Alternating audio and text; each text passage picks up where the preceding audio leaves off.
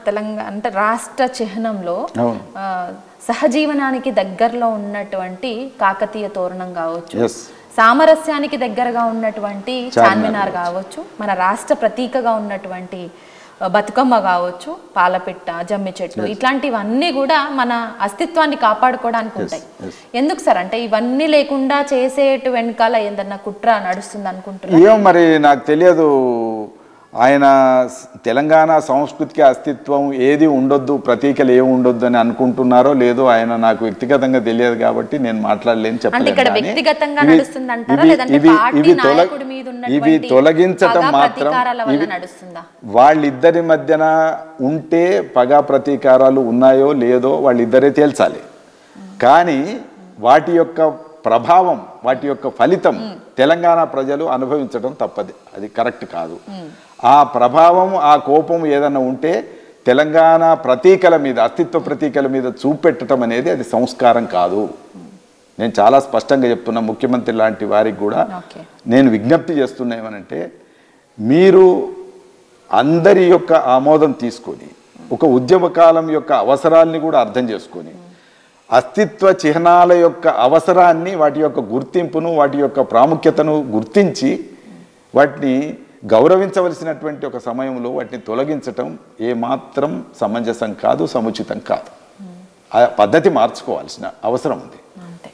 ఇప్పుడు కొత్త విగ్రహాన్ని రూపొందించినటువంటి శిల్పి రమణారెడ్డి గారు మీ మీద అంటే మీరు వాళ్ళ మీద చేసినటువంటి విమర్శల్ని తిప్పికొడుతున్నారు. అసలు నా మీద ఎందుకు నందిని సిద్ధారెడ్డి గారు ఈ విమర్శించారు, నేను కొత్త విగ్రహాన్ని తయారు చేసేటువంటి విషయంలో చిల్లి గవ్వ కూడా నేను గవర్నమెంట్ నుంచి తీసుకోలేదు, ఎందుకు నా మీద ఇంత విమర్శలు చేస్తున్నారు అని సార్ నిజంగా విమర్శించిరా సార్? మీరు ఏమన్నా అన్నారు? నేను ఆయన ఏమనలే. నేను ఆయన అన్నదల్లా ఒకటే ఏంటంటే శిల్పులకు గిరాకీ కోసం చేస్తున్నారేమో అని ఒక మాట వాడా. ఓకే, మొన్నటిదాకా అమరధామం కోసం ఈయన పనిచేశాడు. అమరధామం అనేది పెద్ద ప్రాజెక్ట్, అది 10-15 కోట్ల ప్రాజెక్టు అని అన్నాను. అన్నది నేను వెనక్కి తీసుకోవట్లే అన్నాను. అది శిల్పుల గిరాకీ కోసం అప్పుడు చేశారు. మళ్ళీ ఇప్పుడు కొత్త రూపకల్పన ఎందుకు చేస్తున్నా అంటే శిల్పుల గిరాకీ సంతోషంగా ఉంది వీళ్లకు అని అన్నాను. ఈయన తీసుకున్నాడని, ఈయన మిగిలించుకున్నాడని, కోట్లు తిన్నాడని నా ఉద్దేశం అది కాదు.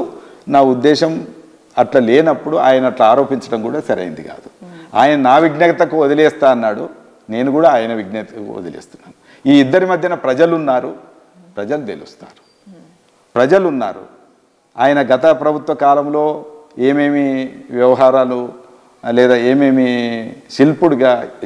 శిల్పిగా ఏమేమి పనులు చేశాడు, ఇప్పుడు ఏమేమి చేస్తున్నాడు అనేది అన్నీ కూడా ప్రజలు గమనిస్తుంటారు.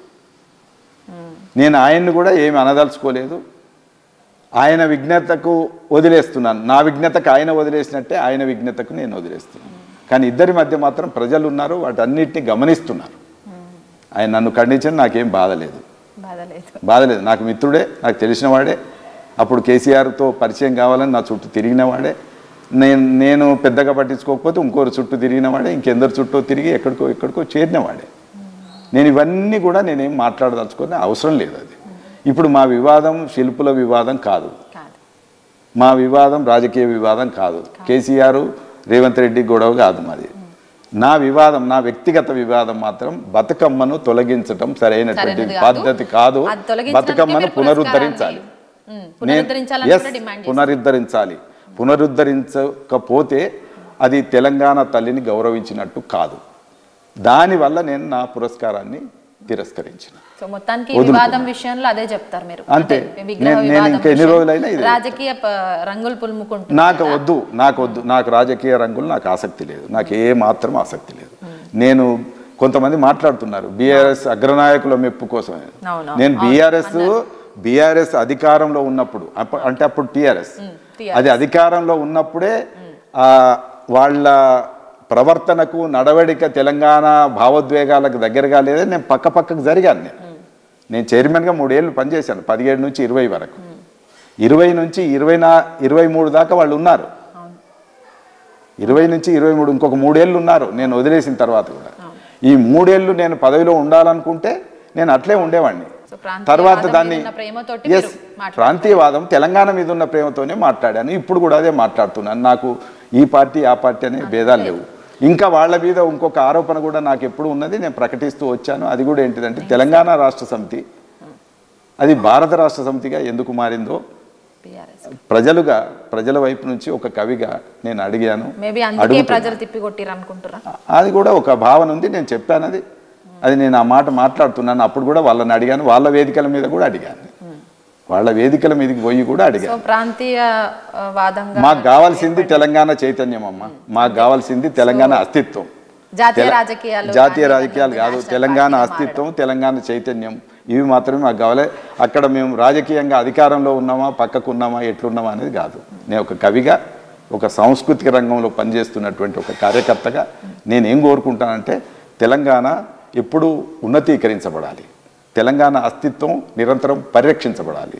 తెలంగాణ అస్తిత్వం ఇది ఒక రోజున అయ్యేది కాదు, ఇది ఒక నిరంతరమైనటువంటి ప్రక్రియ, ఇది ఎప్పటికీ జరుగుతూనే ఉండాలి.